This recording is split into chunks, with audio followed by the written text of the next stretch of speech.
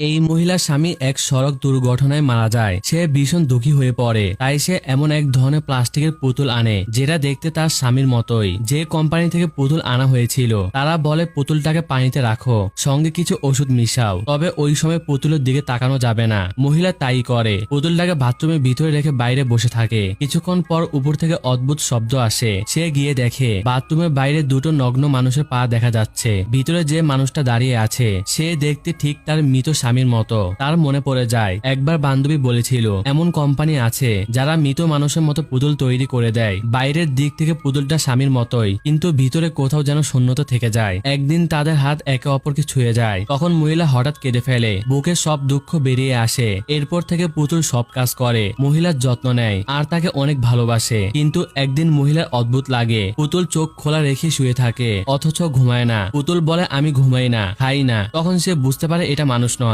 একদিন মহিলা বড় বোন তাকে দেখতে আসে, কিন্তু সে পুতুলটাকে লুকিয়ে রাখে। বোন বলে ভালোই হয়েছে, তুই এখন স্বাভাবিক জীবনে ফিরে এসেছিস। তবে যেতে যেতে বলে বাথরুমে পুরুষের কাপড় পরে আছে। মহিলা কিছুই বলে না, শুধু ভাবে আমি কি সত্যি এগোতে পেরেছি। পরে যখন সে পুতুলের সঙ্গে কথা বলে তখন বুঝতে পারে পুতুল তার বোনকে চিনতে পারেনি। এতে মহিলা রেগে যায়। ঝগড়ার সময় একটা কাঁচের বোতল ভেঙে যায়, পুতুলের হাতে কাঁচ ঢুকে যায়। পুতুল সেটা বের করে ফেলে, কিন্তু অবাক করার ব্যাপার হলো কয়েক সেকেন্ডের মধ্যে পুতুলের হাত আবার ঠিক হয়ে যায়। এতে মহিলা ভয় পায়, এটা মানুষ নয়, শুধু মানুষের মতো। সে চেয়েছিল পুতুলের সঙ্গে আসল স্বামীর মতো ঝগড়া করতে, কিন্তু পুতুল শুধু বারবার ঠিক আছে বলে। এতে মহিলা বিরক্ত হয়ে তাকে বাড়ি থেকে বের করে দেয়। কিন্তু সকালে দেখে পুতুল সারা রাত দরজার বাইরে দাঁড়িয়ে ছিল। মহিলা জিজ্ঞেস করে তুই কেন যাসনি? পুতুল বলে আমি তোমার থেকে 25 মিটারের বেশি দূরে যেতে পারি না। তখন মহিলা মন নরম হয়ে যায়, আবার তাকে ঘরে ডেকে আনে। কয়েকদিন পর মহিলা অসুস্থ বোধ করতে থাকে। ডাক্তার দেখালে জানা যায় সে এখন গর্ভবতী, আর এই সন্তান তার আসল স্বামীর। তখন সে স্থির করে এখন পুতুলকে শেষ করতে হবে।